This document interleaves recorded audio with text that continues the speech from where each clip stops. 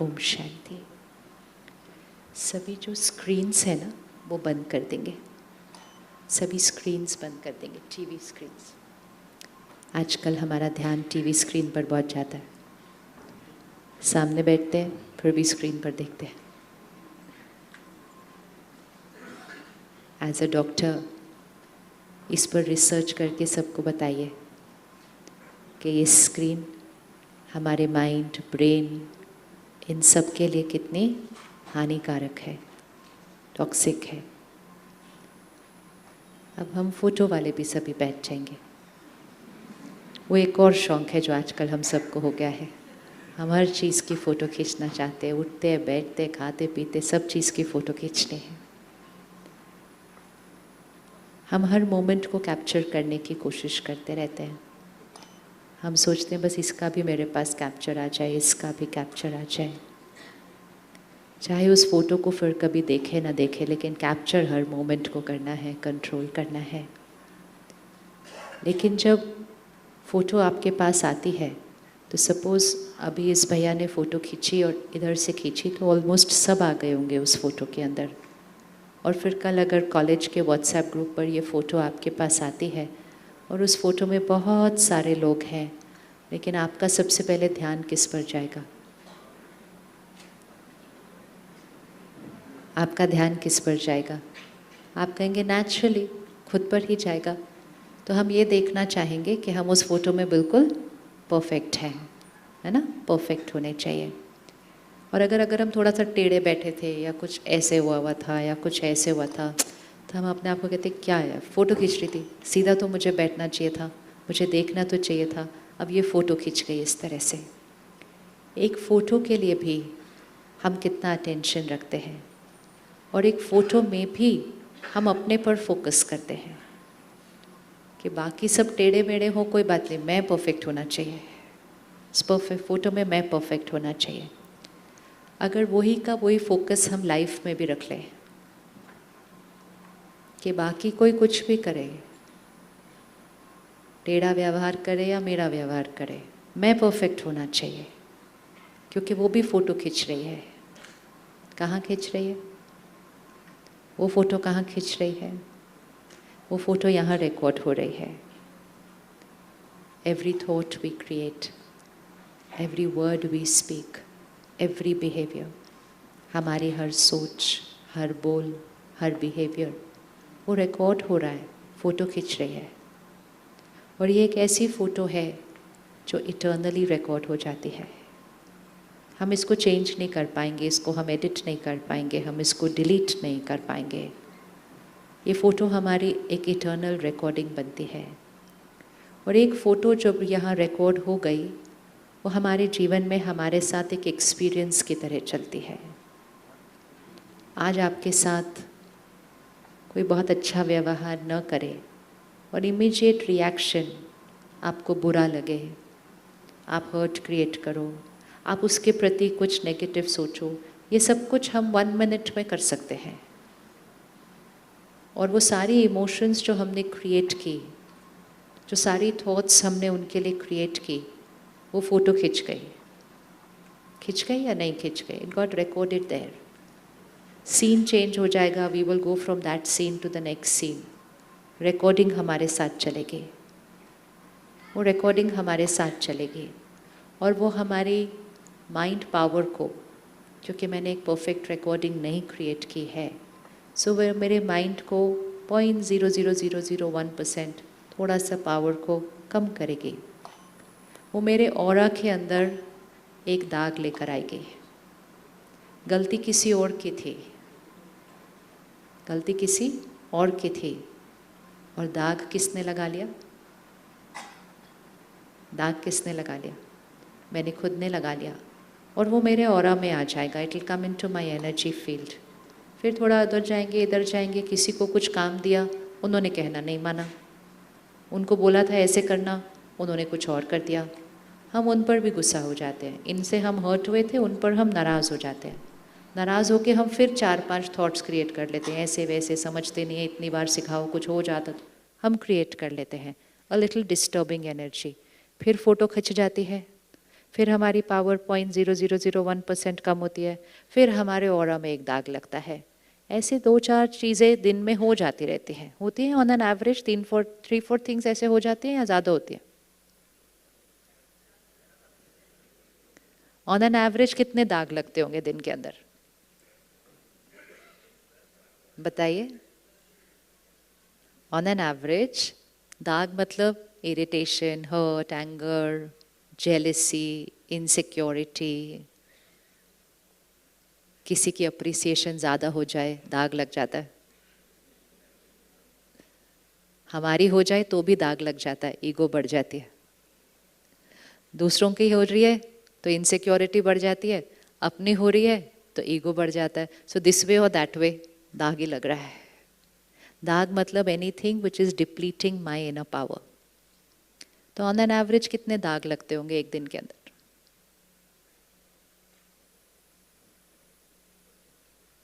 And that does not depend कि दिन में सिचुएशंस कितनी आती हैं, क्योंकि सिचुएशन दाग नहीं लगा रही है। दाग कौन लगा रहा है? दाग कौन लगा रहा है? उस सिचुएशन के बारे में मेरा परसेप्शन, मेरा सोच, मेरा रिएक्शन, वो दाग लगा रहा है। अब ये लग गए, किसी को दिखाई नहीं देते, मुझे भी दिखाई नहीं देते, but it is there in my energy field. And as a doctor, as a healer, as a nurse, as a caretaker सेवा करते हैं।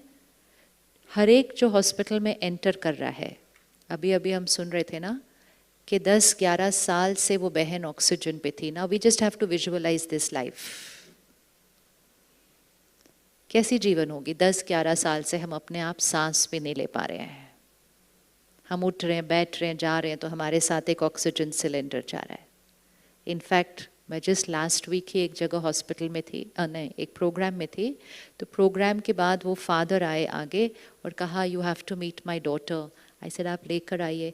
ही said no she can't come into the auditorium. I said क्या हुआ? He said she is on oxygen. तो वो गाड़ी में उसका ऑक्सीजन वो फिटेड था, वो सब लगा हुआ था, एंड 2-2.5 घंटे प्रोग्राम हॉल में चल रहा था, पेरेंट्स हॉल में बैठे थे, वो बच्चा गाड़ी में बैठा था कि प्रोग्राम के बाद 1 मिनट मिलना है। Quality of life. And she was just little, very little. And yet, when I met her, I think she was one of the happiest faces of the program. She's like vibrant, absolutely. No self-pity. No self-pity. No victim feeling. She's vibrant. You know why? Because वो बच्चा है. तो बच्चे के अंदर वो जो ego होती है ना अभी, वो ईगो बहुत सारी हमारी प्रॉब्लम्स क्रिएट करती है। इसीलिए हम विजुअलाइज करें कि जिनकी हम सेवा कर रहे हैं उनके जीवन में कितने दर्द के दाग हैं। जब एक बीमारी आती है, वो सिर्फ बीमारी थोड़ी आती है, वो पूरे परिवार को ऊपर नीचे कर देती है। तो उनके ऑरा में जो दाग आता है वो पेन का आता है, वो वरी का आता है, वो एंग्जाइटी का आता है, वो फियर ऑफ फ्यूचर का आता है, वो फाइनेंशियल प्रेशर का आता है। बहुत सारे दाग आ जाते हैं। मतलब there is so much pain over there. उसके साथ साथ उनके अपने संस्कार, अपने व्यवहार, वो भी दाग है। एज अ हीलर, अगर हम अपनी रिस्पॉन्सिबिलिटी को थोड़ा सा ऊपर उठाते हैं कि हमें सिर्फ उनके शरीर की बीमारी को नहीं ठीक करना है, वो तो हम कर ही रहे हैं, लेकिन साथ साथ हम अपनी जिम्मेवारी उठाएं कि हर एक जो मेरे सामने आ रहा है वो दर्द में आ रहा है, और मेरा ऑरा, मेरा एनर्जी फील्ड ऐसा होना चाहिए कि मुझसे मिलकर उसका दर्द कम हो जाए, मुझसे मिलकर उसको शक्ति एक्सपीरियंस हो। क्या हम कर सकते हैं? ये इंटेंशन रख सकते हैं, ये इंटेंशन रख सकते हैं। एंड ये सिर्फ डॉक्टर्स ने नहीं रखना है, every single person in the healing centre. चाहे आप गेट पर आ रहे हैं तो कोई आपके लिए गेट खोल रहा है। अब दिखने में तो वो सिंपल सा काम है, एक एक पेशेंट आता जाएगा, गेट खुलता जाएगा, लेकिन जो गेट पर भैया खड़ा है, अगर उसका ऑरा बहुत पावरफुल होगा, just crossing that person I will get energised. Just crossing, चाहे मैंने उसकी तरफ देखा न देखा, इट डजंट मैटर। ऑरा और एनर्जी एक ऐसी चीज़ है जो एक दूसरे को हम बहुत जल्दी एनर्जाइज कर सकते हैं, और ऑरा और एनर्जी एक ऐसी चीज़ है कि हम एक दूसरे को बहुत जल्दी डिप्लीट भी कर सकते हैं। और ये वो चीज़ है जो दिखाई नहीं देती, and that's why science is not going to prove it, because it can not be seen, but it can be experienced. हम एक्सपीरियंस करते हैं या नहीं करते हैं। तो अगर हम एक हॉस्पिटल में perfect hospital, perfect doctors, perfect equipment, perfect procedures, perfect everything, लेकिन एक और चीज़ परफेक्ट रखते हैं, let's start creating a powerful perfect energy field, जिसमें आते ही उसका इलाज बाद में होगा, टाइम लगेगा। अगर आज इस बहन का लंग ट्रांसप्लांट हुआ है तो कोई आज थोड़ी शुरू हुआ होगा, कब से सोच रहे होंगे कब होगा, कैसे होगा, कोई ऑर्गन मिलना चाहिए, कितने सारे प्रोसेस होता है ऑफ वेटिंग। लेकिन उसके बीच में वो कितनी बार हॉस्पिटल आई होगी। हम हर बार उसकी मेडिकल चीज़ को ठीक नहीं कर पाएंगे, लेकिन हर बार वो उस हॉस्पिटल से एनर्जाइज होकर जाए, ये हम कर सकते हैं। कर सकते हैं, नहीं कर सकते। जस्ट आइडेंटिकल टू कि जैसे हम मंदिर में जाते हैं, मस्जिद में जाते हैं, चर्च में जाते हैं, वहाँ कोई जाते ही हमारी प्रॉब्लम थोड़ी ठीक हो जाती है। हुई है कभी प्रॉब्लम, बस गई और प्रॉब्लम ठीक हो गई? नहीं। आपकी लाइफ में बहुत बड़ी प्रॉब्लम चल रही हो, आप अपनी प्रॉब्लम लेके प्लेस ऑफ वर्शिप में जाते हैं, आप भगवान को याद करते हैं कि मेरी ये प्रॉब्लम है, मेरी ये प्रॉब्लम है। इसका मतलब ये थोड़ी है उस 5 मिनट में प्रॉब्लम ठीक हो जाती है, नहीं। लेकिन उस 5 मिनट में क्या होता है वहाँ रहने से? क्या हो जाता है? क्या होता है?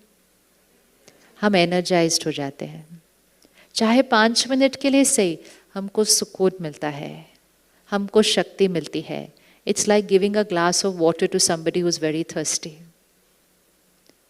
अगर किसी को बहुत प्यास लगी हो, उसको पूरा ग्लास भी देने की ज़रूरत नहीं है, वो 2 घूंट भी पी लेगा तो उसको बहुत देर, काफ़ी देर के लिए उससे कंफर्ट मिल जाएगा। तो इस समय का जो दौर चल रहा है, सिर्फ जो आपके पास बीमारी लेकर आ रहा है वो सिर्फ इमोशनली डिप्लीटेड नहीं है, उसके साथ जो आ रहे हैं, हर एक पेन में आ रहा है, हर एक सिर्फ डिजीज के साथ नहीं आ रहा है। As a doctor somehow we are trained to only look at the body, कि बॉडी में बीमारी है, शरीर में बीमारी है, शरीर में बीमारी है। शरीर में तो है ही, लेकिन क्या मन शक्तिशाली है?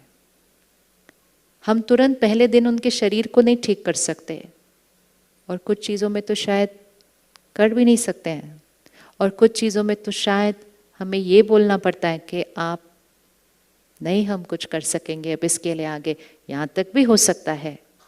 लेकिन वो वाली चीज़ भी शक्ति शगल अगर उस आत्मा को मिले, that is the biggest gift we can give to people.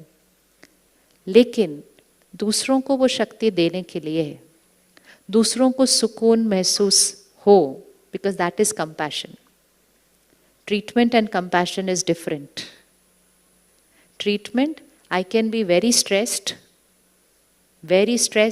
very angry, and I can walk in and do a surgery and come. Yes or no? कौन कौन कर सकता है? स्ट्रेस में गए, सर्जरी की, बाहर आ गए। कर सकते नहीं कर सकते? कर सकते हैं। आपके घर पे आज सुबह सुबह कुछ हुआ है, आपका मन परेशान है, लेकिन आप सर्जरी करके आ सकते हैं। आपके घर में आपका बच्चा बीमार है, you are worried about it, लेकिन आप सर्जरी करके आ सकते हैं, क्योंकि वो हमारी पूरी ट्रेनिंग हो चुकी है। हम आधी रात को नींद में भी उठकर जा सकते हैं और करके आ सकते हैं। So we are perfect at that. लेकिन ये अगर हम थोड़ा सा अटेंशन रखें कि हमारे ऑरा और एनर्जी फील्ड, हम रेडिएटर ऑफ वाइब्रेशन है। जस्ट अपने आप को देखिए, आप अभी यहाँ बैठे हैं, आपसे वाइब्रेशन रेडिएट हो रही है चारों तरफ। आप यहाँ से उठेंगे, चलेंगे, आपके साथ एक वाइब्रेशन चल रही है। आप गाड़ी में बैठेंगे, आप रोड पे होंगे, आपके साथ एक वाइब्रेशन चल रही है। That is that energy. और इसी तरह जब हम एक प्लेस ऑफ वर्शिप में जाते हैं, एक मंदिर जाते हैं, चर्च, गुरुद्वारे जाते हैं, एक वाइब्रेशन होती है। लेकिन वो वाइब्रेशन बनाता कौन है? कौन बनाता है उस जगह की वाइब्रेशन? कौन बनाता है उस जगह की वाइब्रेशन? कौन बनाता है प्लेस ऑफ वर्शिप की वाइब्रेशन? कौन बनाता है? हम खुद बनाते हैं। अब एक चीज़ सोचिए कि एक मंदिर में जा रहे हैं वो भी वाइब्रेशन है, एक शॉपिंग मॉल में जा रहे हैं वो भी वाइब्रेशन है, रेस्टोरेंट में जा रहे हैं वो भी वाइब्रेशन है। लोग हम सारे सेम हैं, लोग हम सारे सेम हैं, लेकिन वाइब्रेशन हर जगह की अलग अलग है। क्यों ऐसा? लोग हम सेम हैं लेकिन वाइब्रेशन हर जगह की अलग अलग है। क्यों ऐसा? क्यों ऐसे? हम सेम पीपल हैं लेकिन हर जगह की वाइब्रेशन अलग अलग है। क्यों ऐसे? बताइए क्यों ऐसे? क्योंकि हमारी थॉट्स। Very good. तो वाइब्रेशन किसने बनाई? हमारी थॉट्स ने। तो मतलब हमारे पास इतनी पावर है कि हम अपनी थॉट्स से कोई भी जगह की वाइब्रेशन बना सकते हैं। Yes yes. तो जस्ट लॉजिकली देखते हैं कि एक हीलिंग सेंटर की वाइब्रेशन में क्या होना चाहिए और क्या नहीं होना चाहिए। एक मंदिर में क्या होना चाहिए, क्या नहीं होना चाहिए। Very clear. क्या होना चाहिए एक मंदिर में? क्या होना चाहिए? शांति होनी चाहिए। और क्या होना चाहिए? क्या होना चाहिए? You want to walk in, close your eyes, just walk into a place of worship. What do you want to experience from there? क्या होना चाहिए उधर? सुकून होना चाहिए, शांति होनी चाहिए, शक्ति होनी चाहिए। अगर अभी अभी वहां बहुत जोर से कोई चिल्ला कर गया होगा तो आप जाएंगे ऑल द वे, लेकिन आपको वहां पर वो मिलेगा नहीं जिस चीज के लिए आप गए होंगे, क्योंकि अभी अभी वहां की वाइब्रेशन को किसी ने क्या कर दिया है? जोर से हिला दिया है।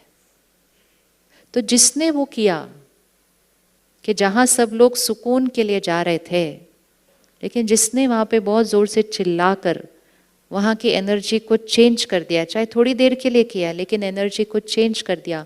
अब जितने लोग वहाँ जाएंगे अगले आधे घंटे के लिए, उनको वो नहीं मिलेगा जिसके लिए वो गए थे, और ही उनको क्या मिल जाएगा? उसका ऑपोजिट। तो कर्मा बना नहीं बना? कर्मा बना या नहीं बना? कर्मा बना। कहाँ तो हम सबको शक्ति दे सकते थे और कहाँ हमने सबको शक्ति की जगह क्या कर दिया?